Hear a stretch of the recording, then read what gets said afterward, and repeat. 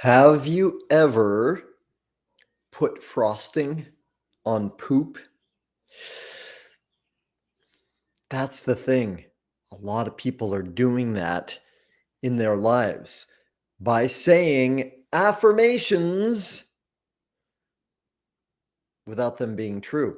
You know what I'm talking about, right? Have you ever said, or maybe you know somebody that said, I am wealthy while inside feeling broke, or I am successful while inside feeling like a loser. I've done both of those things, right? Good news, there's a solution for this, and that's what we get into here today. So stay with me. Awesome that you are here. Now, if you watched my last video, you don't have to. This one will stand alone. It's called Why Your Positive Affirmations Are Secretly Destroying Your Success. You know why affirmations don't work most of the time and why they actually make things worse. So, what's the solution? The solution is to not just keep stacking up a whole bunch of positive thoughts on top of negative self-judgment. Right? We have to clean up the foundation. I'll give you an example. 1997, I was living at Omega Institute in upstate New York.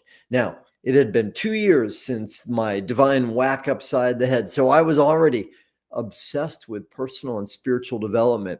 In my breathwork training, I'd learned about Byron Katie. I'd done so many worksheets. If you don't know her, one of the most amazing spiritual teachers of our time. I had done her work. I had read her books.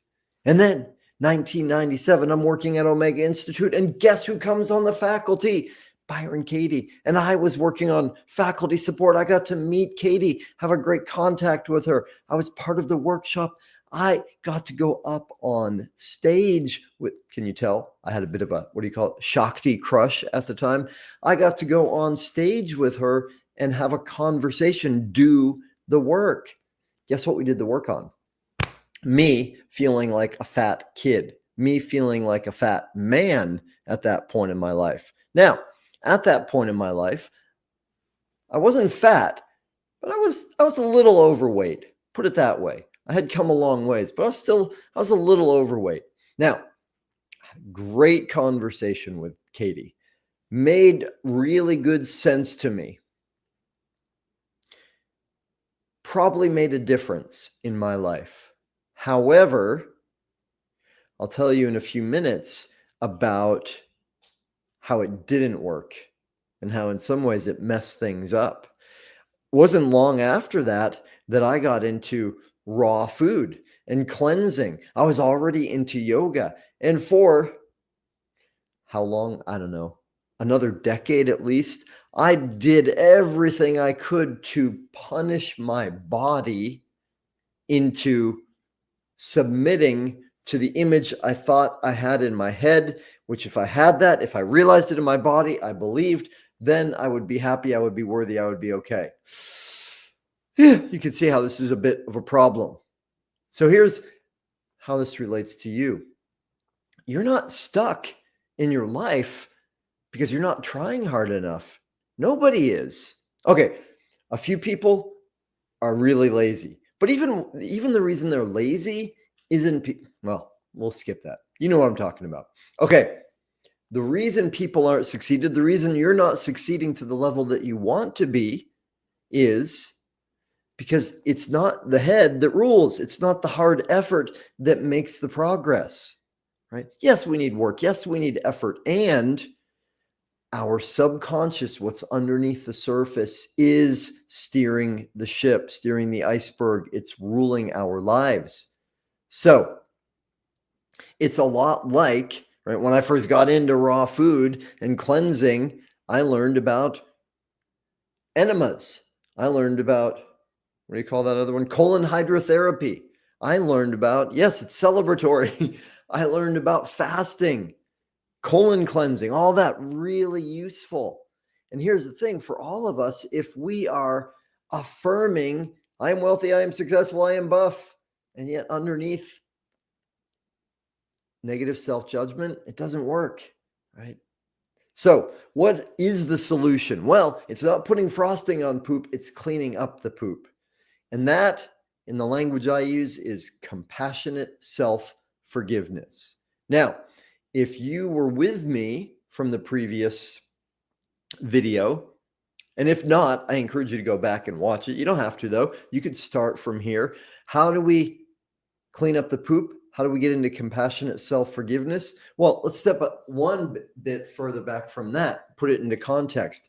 This is a training in how to create anything you want in your life, how to become a master creator. So whether that's wealth or business or income or influence or impact or relationships or even your physical vitality, right? All of that, you absolutely 100% for sure can create.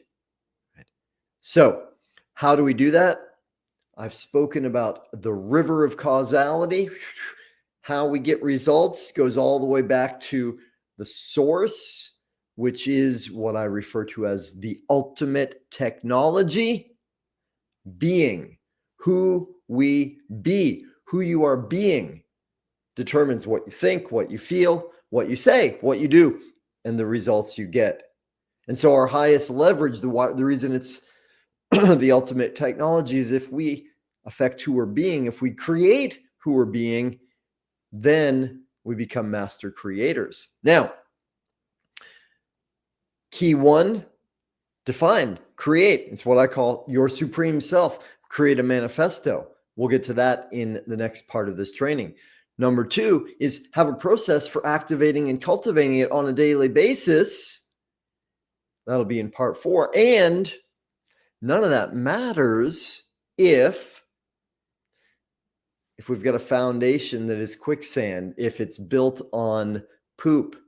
In other words, step 3 in creating being is compassionate self-forgiveness. It's absolutely essential because nothing else will work. No matter what else you do, it's not going to work without this part, right? So let me take my example personally further, right? So I gave you before an exercise, or if you didn't get it before, I give it to you now, which is to open up your awareness and notice. Pay attention to negative thoughts about self, self-judgment, self-recrimination, just mean things that we think or sometimes say about ourselves. And I'm lazy, I'm stupid, I am weak, I'm fat, I'm ugly, I'm dumb, I'm a loser.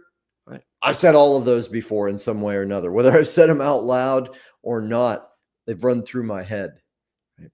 So step 1 is to make a big list, create an inventory, and actually write them down. And I've had clients do this and get 20, 25 pages. Now, some of them are repeated, right? Some of them are variations. That's okay. The idea is to get really aware because it's so easy to just be the fish swimming in the water of our self-judgment to not realize. Now, give you a further example. I told you before about me. I was a fat boy, right? Later, I got in shape. I got into judo. I became a black belt, got into yoga. I got pretty good at it. But still, in my head, I was a fat boy. On stage with Byron Katie, great realizations in my head. However, not that much changed around the way I saw myself. And more importantly than that, all of the mental torture I put myself through around my body and food. That was the constipation that kept me from being able to move forward in my life in so many ways. So when I realized what I'm sharing with you now, compassionate self-forgiveness, and thanks to my mentor, Steve Hardison, because he helped me to understand this in a whole new way. And going back further, thanks to the University of Santa Monica, right, the master's in spiritual psychology, that really helped bring this into the world. When I realized this, I said, oh, okay, that's important. I'm in. I'm going to do it. I'm going to do it. I'm going to get into that. And so I said, all right, awareness, open, Pandora's box of treasures. Let's go. So I'm paying attention to what I'm thinking, writing things down. One morning, I wake up, do my stuff, lemon water, brush my teeth, step on the scale. Now, at this point in my life, I know in my head I'm not fat. So I'm not stepping on the scale to because I'm on a diet. It's just one of my routines, one of the things I do every day to kind of keep track of things, measure things, right? Good habit, useful. So I step on the scale and I look down, and it's a digital scale. So before the numbers come up, it goes like this, like a little infinity sign, like a computer. It's doing this. And then I wasn't thinking. However, I saw the thought form that came through. It was an automatic thought. And as the was going, the thought was, no matter what number comes back, it's going to be bad. No matter what number comes up, I'm bad. Because here's what I realized in that moment is baffling to me. It's amazing to me. It's part of human nature. Everybody's got their version of it. My thinking was either the number's going to come up too high compared to my thinking of what's right, and that means I'm fat. See, I'm still fat. Or how sophisticated the mind is, the number is going to come too low, which means I'm not strong enough. I haven't been working out enough, building enough muscle. You get that?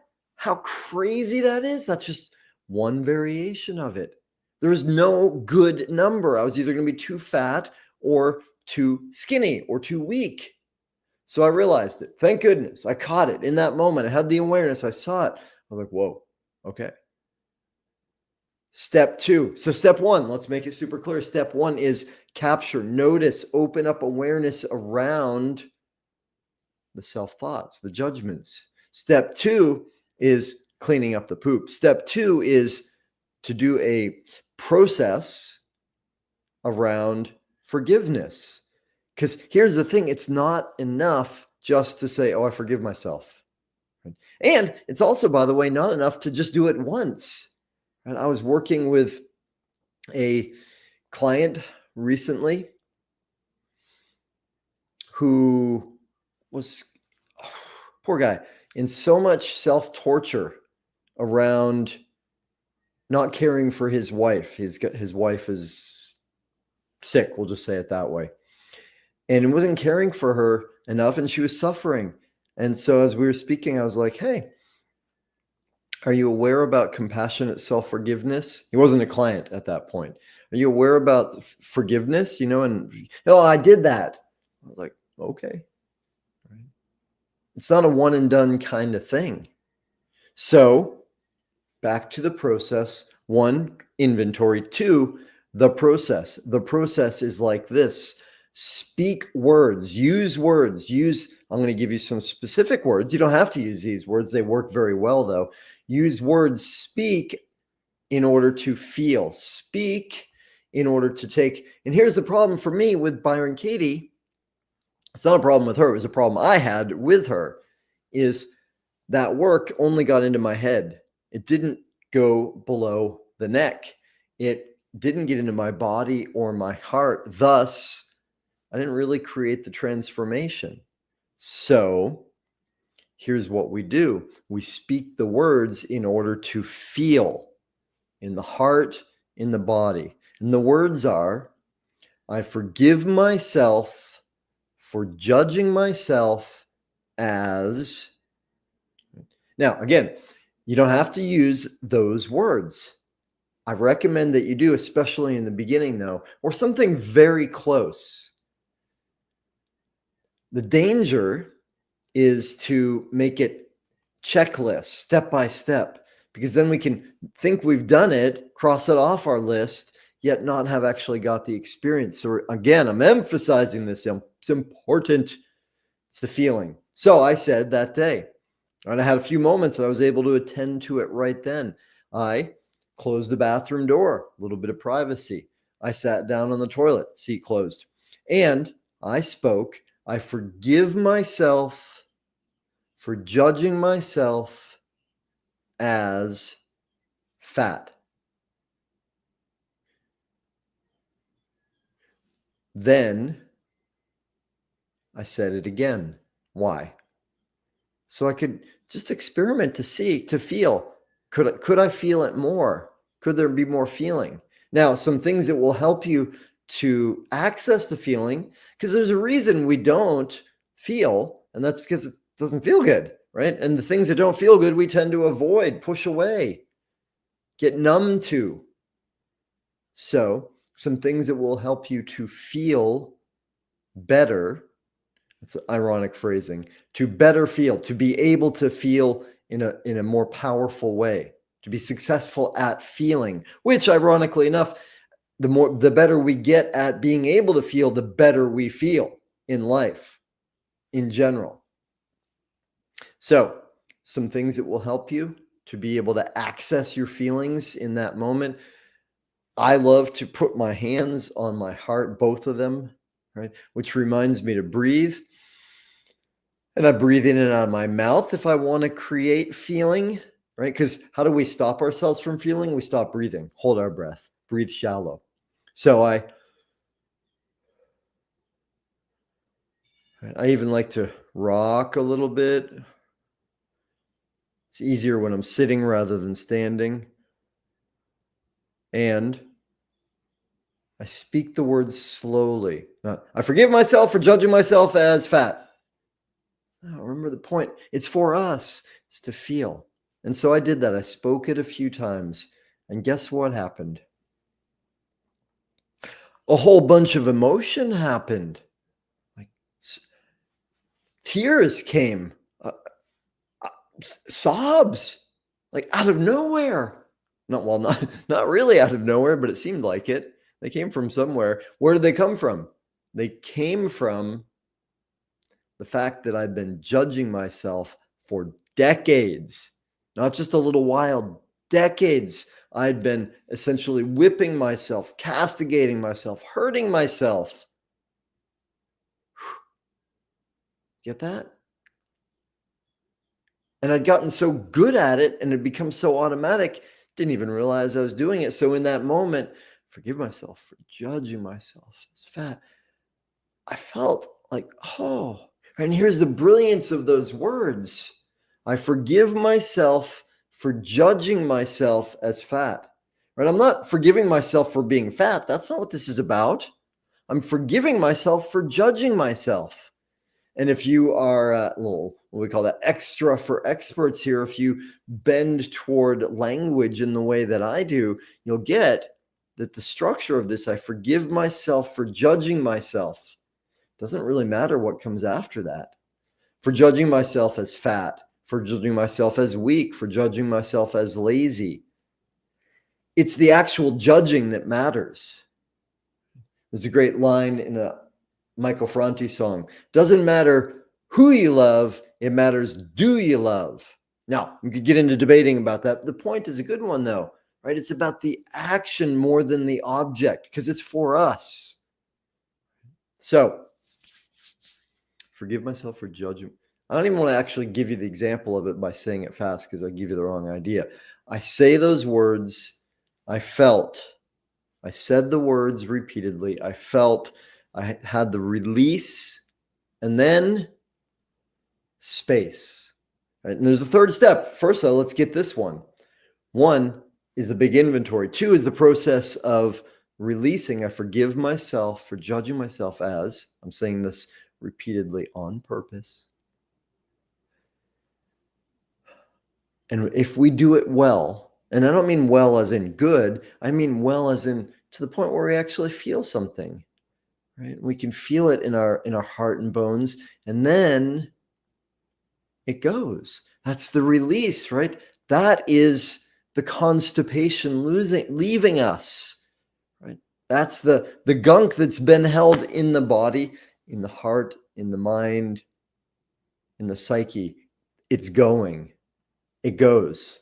So when I got to that sobs point, it released, and suddenly space, freedom. In my training and the way I work with clients, we call this Hell Week and Liberation Week.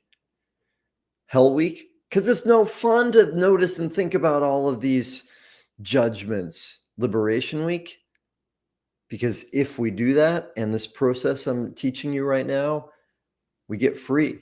We're liberated from them. So how does that go? What does it look like? Space. Right? And my coach John says this in a beautiful way. You know, that feeling when you're with your partner and you're in a fight, an argument.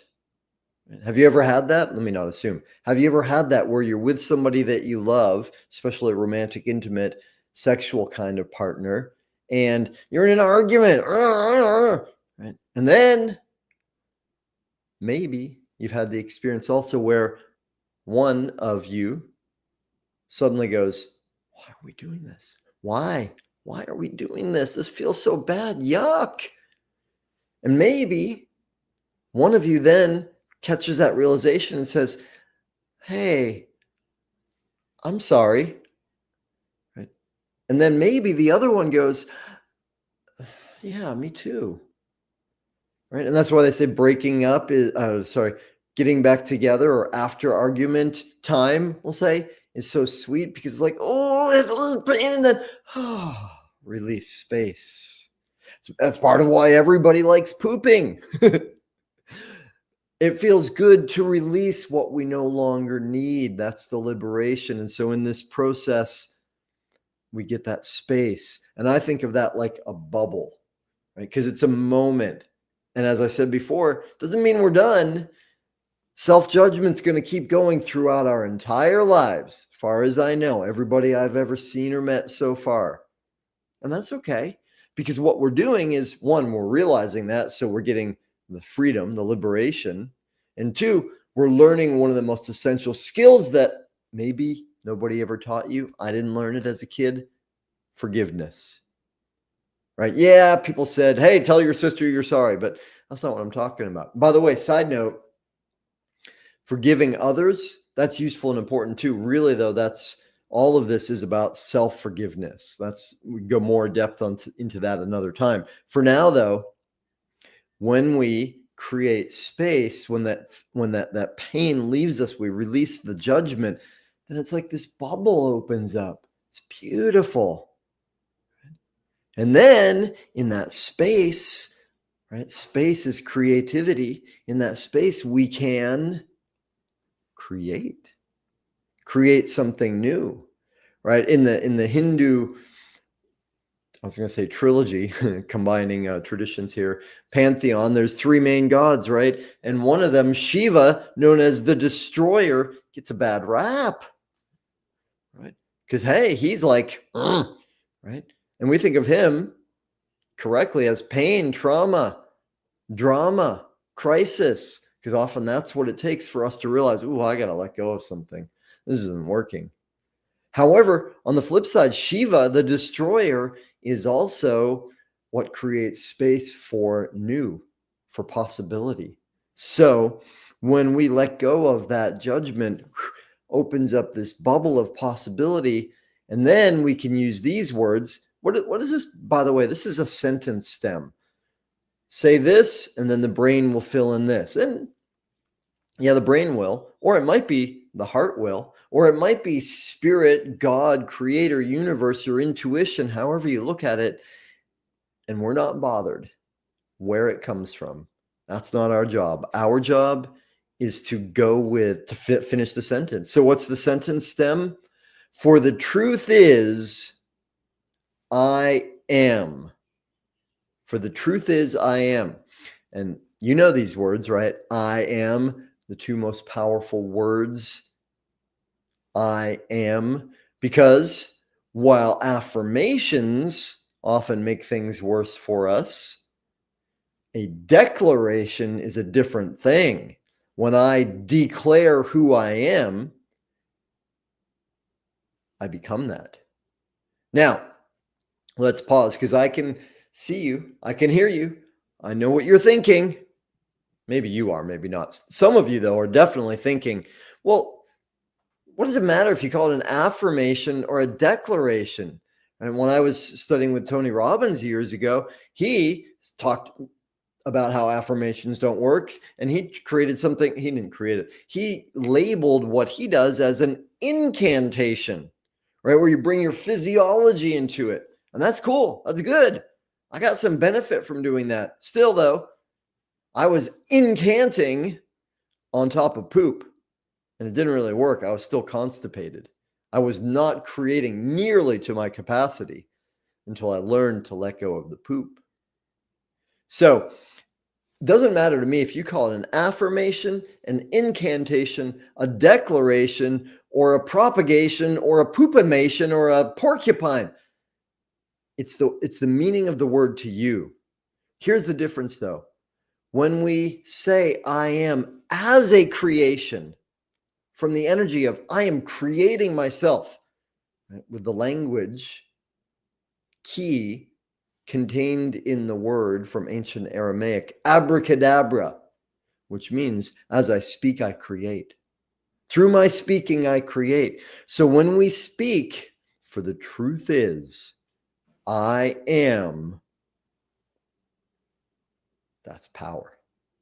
Especially when we speak that from space, not from trying to label, not to try and layer on top of something else. I'm repeating for you on purpose. Repetition leads to mastery. So the truth is I am, or sometimes I like to say it, what's even more true is I am.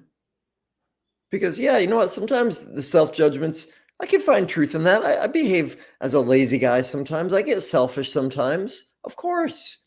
What's even more true, though, is I love work.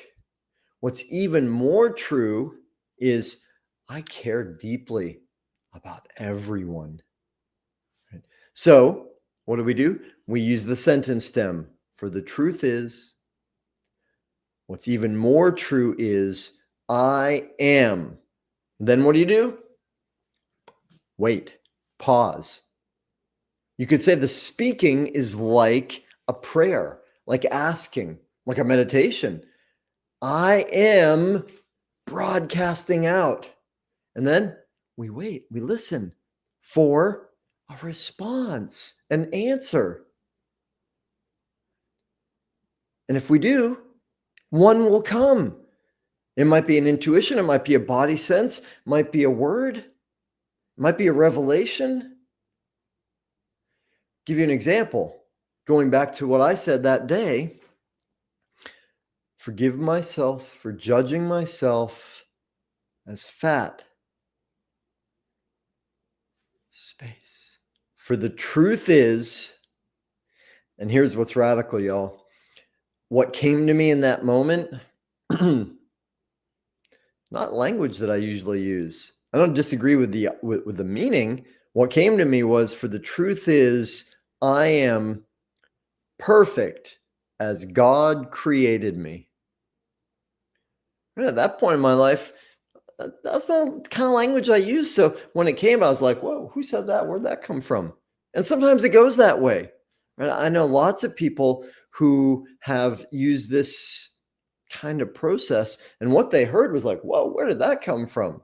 Doesn't matter though. If it comes from your brain or your intuition, or you borrow it from somebody else's declaration, manifesto, cool. The key is, how does it feel? Right. And we're going to go next training into how we actually create this manifesto. Right now, we're I was going to say planting seeds. No, we're divining seeds. We're drawing from something bigger than our old self, the limited self, part X self. We're drawing from something bigger, our supreme self, our future self, our higher self, whatever you want to call it.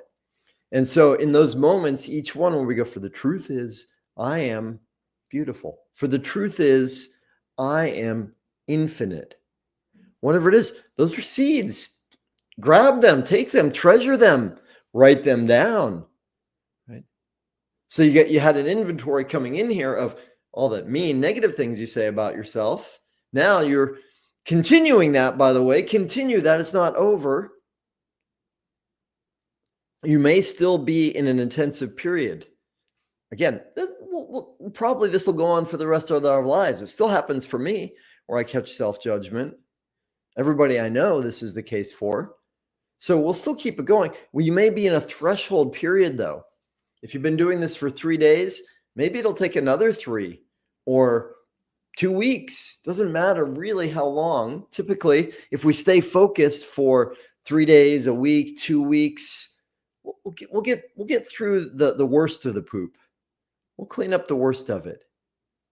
And more important, though, is we get good at the skill of forgiveness. Right? So we're getting good at releasing, and we're starting into creating, planting new seeds. And those seeds, the things we write down for the truth is I am, those become our manifesto, which we will speak about more soon. Now, let's see. I'm looking at my notes to see what I haven't said yet that I deem important enough that I wrote it down before we came in here. All right. We hit it. So here's what we do.